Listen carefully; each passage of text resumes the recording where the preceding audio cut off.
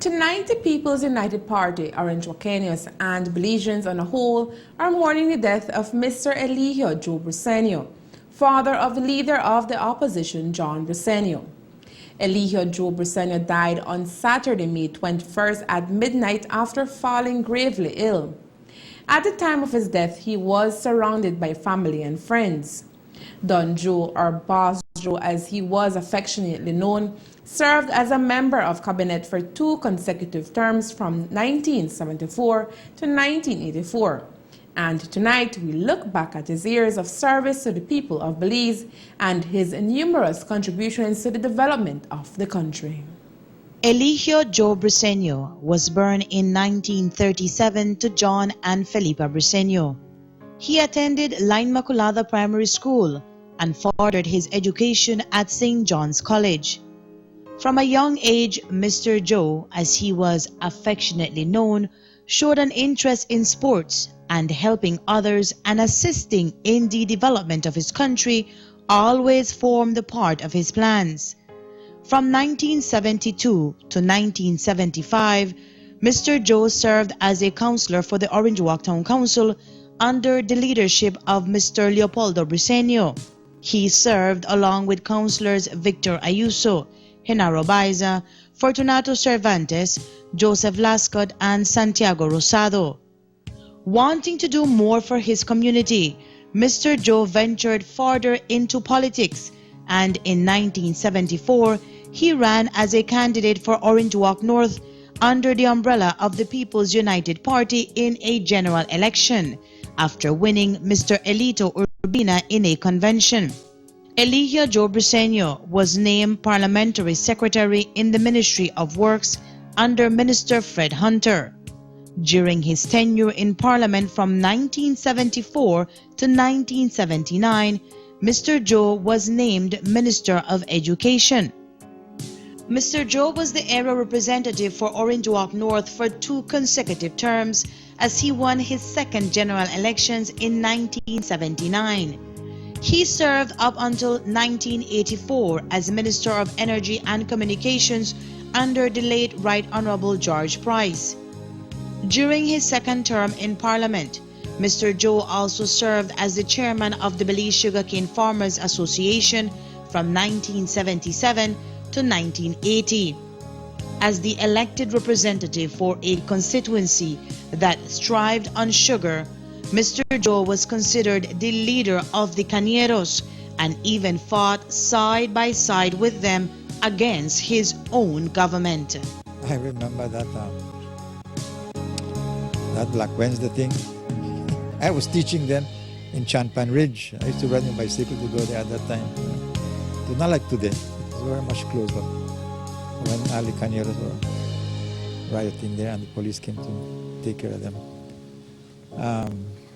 But he got the message across.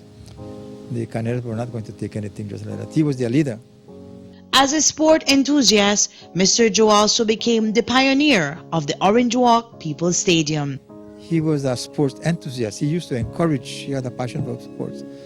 You know, for example, the present People's Stadium. He was the one who created that.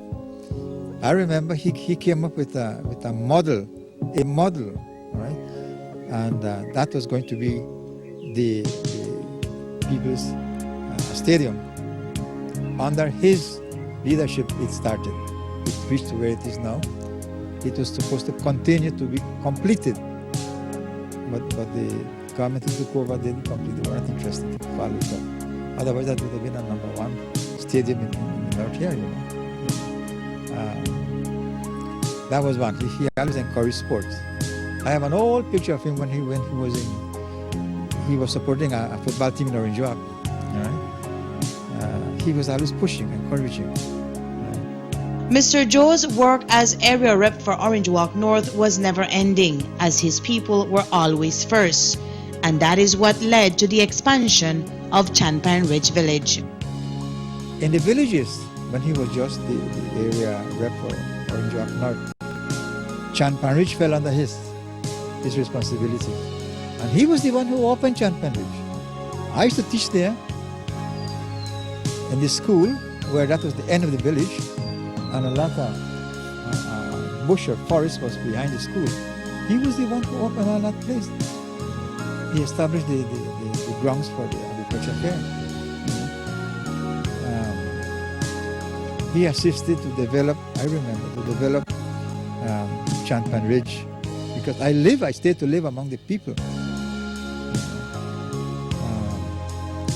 When Independence Day came, there was Mr. Joe. Mr. Joe was the area rep for Orange Walk North when we had independence in '81. I remember. One evening, one night, he was visiting Champan Ridge, and he called the people, the men, the village council and so on, making plans for the celebration. And one of the plans was to erect a monument. Miss Kami, as I can remember, I think Champan Ridge is the only village in the Orange Walk district that has a monument dedicated to the independence of Belize. And that was erected with the assistance of Mr. Joe. It is still there. I go there quite a bit and I see that monument. The people are taking care of it. I encourage them to take care of it today. It's a remembrance for independence through the leadership of Mr. Joe. Mr. Joe was one of the heroes, as I always mentioned in my talks to students, was one of the heroes of independence. He was actually there on Independence Night. Mr. Briceno also saw the formal introduction of Social Security in Belize and was instrumental in establishing the direction that Social Security's progression was to take. And the Prime Minister asked him to set up a Social Security program, and he got his ministry to start working, and he did establish it. You know, Mr. Joe gets that honor.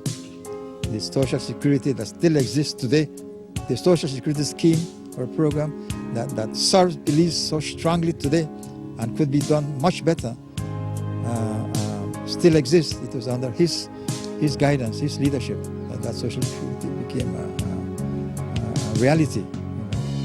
And I remember him saying in an interview that one of his objectives, one of his ideas, one of his dreams for the Social Security program was that a hospital be built to be known as the Social Security Hospital, to take care of the workers of Belize, not only of the North. He fought a lot for the North, but this is going to serve everybody. Poor Mr. Joe died, and that was not a reality. I hope someday that can become a reality. Because many people need a Social Security hospital, especially the workers. A man that never gave up. That is how Mr. Elijio Joe Briceno will be remembered by those who shared great moments with him. You know, he believed in the People's United Party because up to the very end, Mr. Joe was around. I attend meetings and he was still around. You know, I used to see him in church, which was good. You know, he didn't give up. So I just wish that we all look at Mr. Joe, as a hero who contributed to the development of the north of Belize and of the country of Belize as a whole. On Thursday, February 16, 2006, Elijio Joe Briceno was interviewed at his home on the overview of the Social Security Board during its infancy. The original vision for the scheme after it was signed into law, said Briceno, was to see it grow. We knew it was going to grow. We wanted it to grow so much because it was for the workers. We wanted them to be able to get benefits.